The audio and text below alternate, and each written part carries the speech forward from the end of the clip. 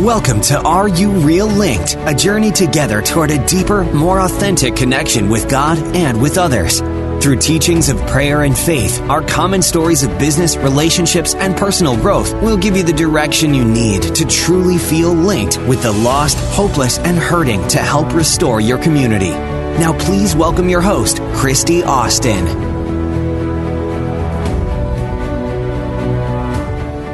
Good day, Roar Nation. This is Christy Austin, your host of Are You Real Linked? Connecting to Deeper Faith. I am so excited to be with you here today as we continue on our journey to dive deep together. I want you to know that you can still catch John Fuller every Wednesday on iTunes, Google Play, Spotify, or wherever you get your podcast. The Are You Real team continues to grow and expand with Are You Real Business, Are You Real Success, and Are You Real Fit. So don't forget to check out those broadcasts. Well, today I am so excited. On Are You Real Linked, we are going to be diving in to the next segment of Luke 10.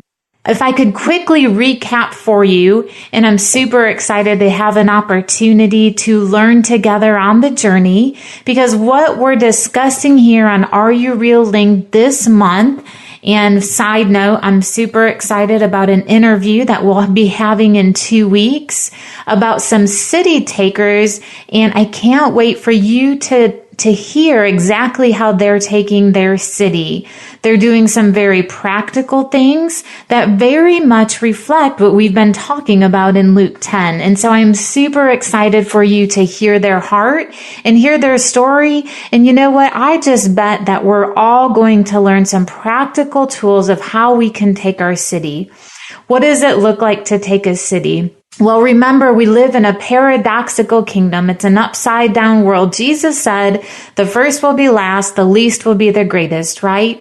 And so we know, of course, taking a city means giving to a city. And so in the kingdom, we give and we pour out. And in these days, I want you to know you cannot pour out of what you haven't received.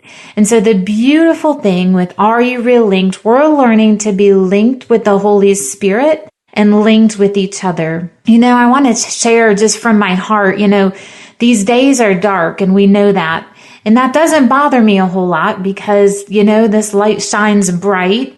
And I do believe that it is time for us as the church to leave the building and shine our light into the cities. But I'll tell you what, you can't do it alone. And just like when we look at the animal world, the quickest way for any animal to get picked off is to go it alone. Even some of the more violent and ferocious animals, such as a lion, the best way to pick him off is to get him away from his family and from his school. And so I encourage you today, that's so much of what we do here at Are You Real Linked is really our heart is to get the word out and to link together. I want you to know today that you're not alone, so get linked with us. To review very quickly, the last few broadcasts have all been out of Luke 10. And I'll tell you what, I really want to share my heart with you because, again, you'll hear me say this over and over, but it is time for the church to leave the building. And I believe out of Luke 10, we have the model or the prototype from Jesus about just how the church is going to do that. The church is called the ecclesia. We are the sent out ones. And ecclesia is actually a very violent force that infiltrates a community and a culture and shifts that culture. And so if you remember, we've talked about being sent out this last month, and that word for sent means apostolos. And so you are literally apostolos out from Jesus. What does that mean? Well, this is so exciting, friend, because what that means is you literally carry the demonstration of who Jesus is. You are an ambassador or an apostle of Jesus, and you are sent out. You physically represent who Jesus was, meaning, this is so awesome, meaning you have all power and authority, the same power and authority that Jesus carried through the Spirit you carry. The next thing that we really looked at was the word appointed. And if you remember, appointed means to lift up and to show. It has two parts. And this word for 70, when he sent out the 70 apostles, it directly goes back to Numbers.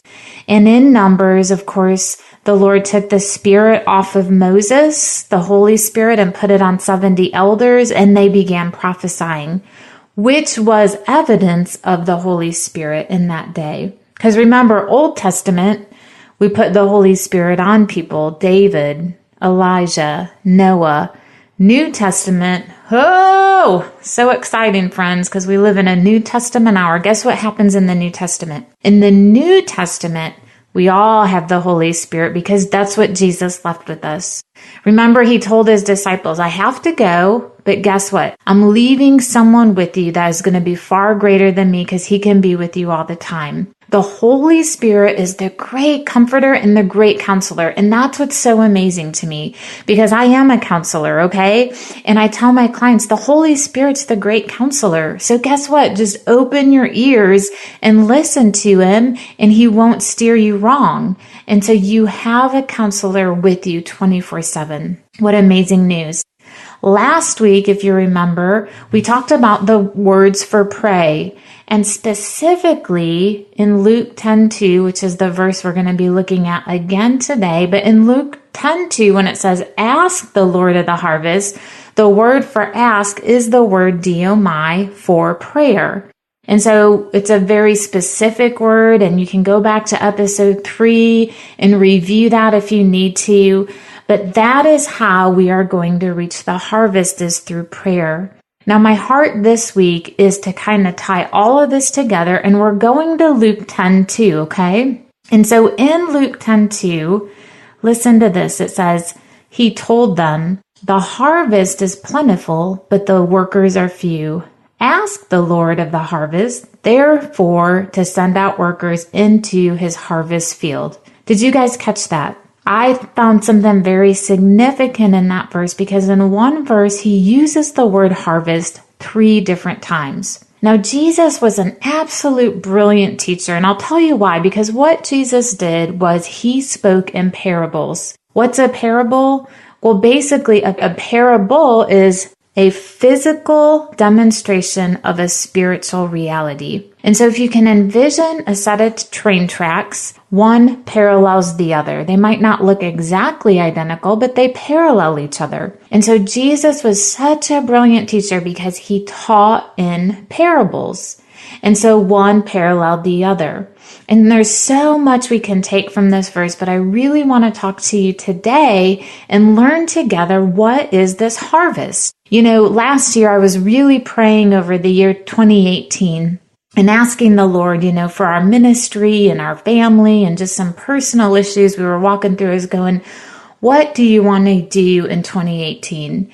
And he said, 2018 is the year of abundant harvest. And I said, okay, that sounds totally awesome. And so I dove into this concept of harvest because you see, in 2018, I don't know about you, maybe your life is different, but I can tell you, I live in the middle of suburban USA, okay? We live in suburbs. We don't plant things. I wish we did. That would be amazing. Maybe I can learn. But we live in a community where I go to the grocery store and I pick up my fruits and vegetables.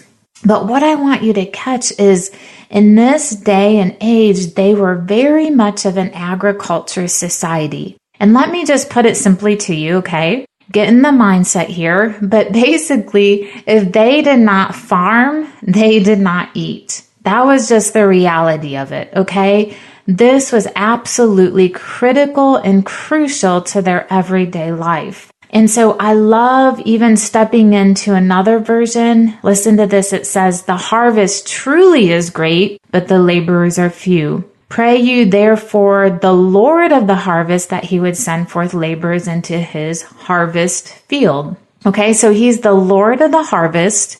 It's his harvest field. And he says, guess what? The harvest is plentiful.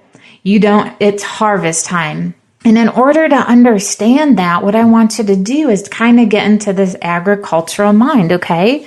And so basically what would go on for us in 2018 to even be able to remotely understand what's going on, I want to just share a little bit of a snippet about harvest time. So harvest time was basically the season for gathering fruit. But what I want you to catch was all of the work that went in before the harvest time came. Because the harvest time, this Greek word therismos, literally means to reap. Okay? And we're going to look at that in just a second. But before we do, we have to look at the enormous amount of work that has gone into this. And I think you're going to catch so many spiritual parallels from this. For me, this was truly mind-blowing. So basically what would happen every single year in October and November, they would begin planting, okay? And they would be throwing those seeds and throwing those seeds and throwing those seeds. When February came, this was a month that was devoted to cultivation.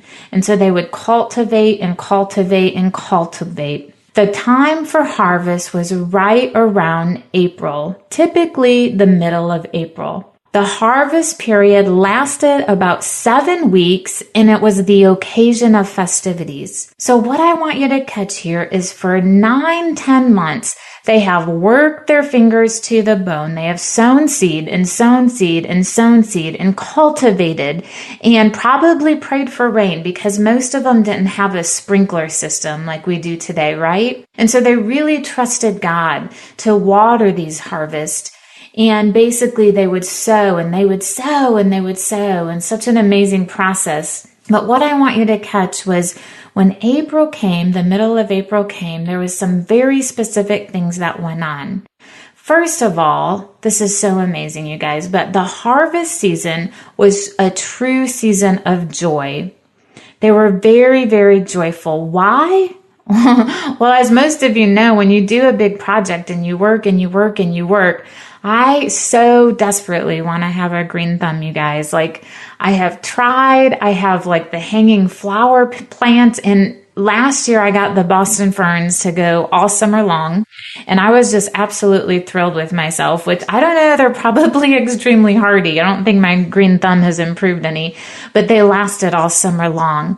And so when you work at something and you pour into something for months and months and months, and then you see this massive harvest come up, of course, that's a time of joy and a time of celebration. And so it was so amazing because what they would do is they would go through and they would take basically the first fruits is what it was called. And they would offer those first fruits as a sacrifice to the Lord. All right. And that was really what we would call Passover. That was the feast of Passover, where they would go through and offer their first fruits to the Lord. The second thing I really want you to understand was not only was it a season of tremendous joy, but guess what? It took a little bit of work. And so harvesting the crops involved cutting. And basically what you did was in one hand, you would take a sickle while the other hand held a bunch of stalks, okay? And you thrashed and you thrashed and you thrashed that sickle to cut away the stalks. And then what they would do is they would take that into the threshing floor. If you remember Ruth and Boaz, that's how they met, was on that threshing floor, okay? And so this is what's so amazing about this whole entire concept. So we know the harvest is plentiful, okay? But what does Luke 10 say? Luke 10 says, the workers are few. We don't necessarily have to pray about the harvest. Why? Let me tell you something. Harvest time is here. And I believe in the spirit in 2018, it's the same thing. So many of you have sown and you have cultivated and you have tilled the soil and you have worked your fingers to the bone. And guess what? The Lord wants you to know that the harvest is here. It truly is plentiful. However, when we look at that massive harvest for this next year, what he's saying is ask the Lord of the harvest how to pray for the workers to be sent out. And so one of the biggest things that I believe is absolute key for this harvest is very simply the watchman. Some of you may know what a watchman is, and some of you may not know, and that's totally okay because I didn't know what it was. I had to look it up. And basically what a watchman is someone who prays. And they pray and pray and pray. And what the Lord is specifically saying is to pray for the laborers to be sent into the harvest field. Because again, remember, it's not the harvest. The harvest is plentiful. That's not the problem. The problem is there are few workers. Why are there so few workers? Let me share a piece of my heart with you. My heart is so for the laborers. And that might be an official title in a church, a ministry like a pastor. Or that might be maybe you have decided that you are an undercover revivalist, is what I call it, at a hospital or at your business or at a restaurant or at your school or in entertainment or possibly in government or at Kroger's, wherever you grocery shop. And so listen to me. You know, the watchmen are the key here. And I really believe that there's a critical component that I'm going to pull out of the passage in closing, okay?